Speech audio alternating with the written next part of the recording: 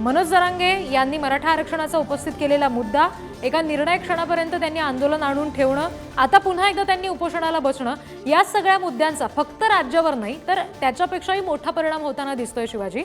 तर लोकसभेमध्ये सुद्धा ज्याचे नुकताच निकाल हाती आलेले आहेत आणि अनेक धक्कादायक निकाल हाती आलेत असं म्हणूया, तर या लोकसभेत सुद्धा जरांगे फॅक्टर चालला असं म्हणता येईल। कारण जी संवाद यात्रा जरांगेंची निघाली त्या सगळ्या पट्ट्यामध्ये नेमका मतांचा एक वेगळा परिणाम दिसून आला असं अभ्यासकांचं म्हणणं आहे। त्याबाबत काय नेमकं सांगता येईल?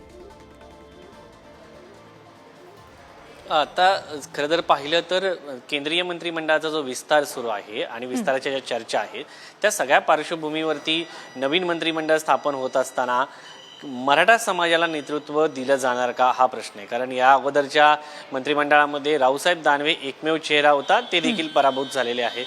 आता मराठवाड्यातून कोणाला प्रतिनिधित्व दिलं जाणार हा सगळ्यात मोठा प्रश्न आहे। पंकजा मुंडेही पराभूत झाल्यात आणि एकमेव राज्यसभेचे उमेदवार असलेले, राज्यसभेतून निवडून गेलेले अशोक चव्हाण हे आहेत आणि त्यांना मंत्रिपद मिळणार का हा सगळ्यात मोठा प्रश्न आहे। दुसरीकडे पश्चिम महाराष्ट्रामध्ये आपण जेव्हा जातो तेव्हा उदयनराजे आहेत, त्यानंतर धनंजयराव महाडिक आहेत।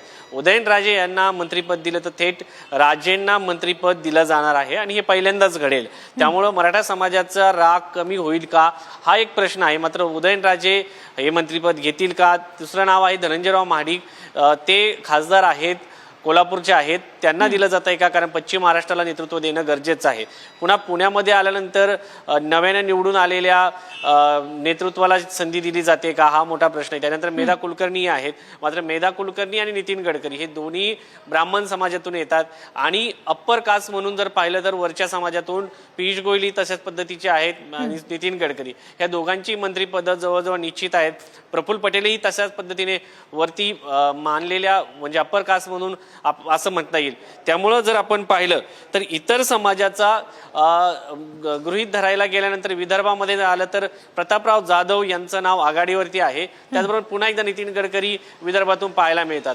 उत्तर महाराष्ट्राचा जर विचार केला तर स्मिता वाघ आणि रक्षा खडसे यांचं नाव आहे। महिला म्हणून विचार केला तर स्मिता वाघ, रक्षा खडसे आणि मेधा कुलकर्णी या तीनच पर्याय आहेत महाराष्ट्रातून जे भाजप विचार करू शकतं। त्यामध्ये रक्षा खडसे यांची तिसरी टर्म आहे, त्यांचं नाव आघाडीवर आहे। मात्र पुण्याला संधी द्यायची ठरली तर मेधा कुलकर्णी यांना राज्यसभेतून आले आहेत, त्यांना संधी दिली जाऊ शकते। आता मुंबईचा विचार केला तर पियुष गोयल यांचं नाव अगोदरच आहे, मात्र ठाकरे शिंदे गटाच्या वतीनं मुंबईतून एक पद दिलं जावं असं सांगितलं जात आहे। त्यामुळे मुंबईमधून नरेश म्हस्के यांना दिलं जात आहे की मुंबईच्या थोडं वरती पुण्याच्या खाली आलेल्या मावळमधून श्रीरंग बारणे यांना दिलं जात आहे। त्यानंतर आणखी एक नाव आहे श्रीकांत शिंदे यांचं। कारण ज्या पद्धतीने मोदी सरकारच्या पहिल्या मंत्रिमंडळामध्ये इतर मंत्र्यांना फारसे अधिकार नव्हते, कारण पीएमओचा पूर्ण कंट्रोल असायचा, मात्र घटक पक्षांना या सगळ्यामध्ये महत्त्व प्राप्त झालेलं आहे।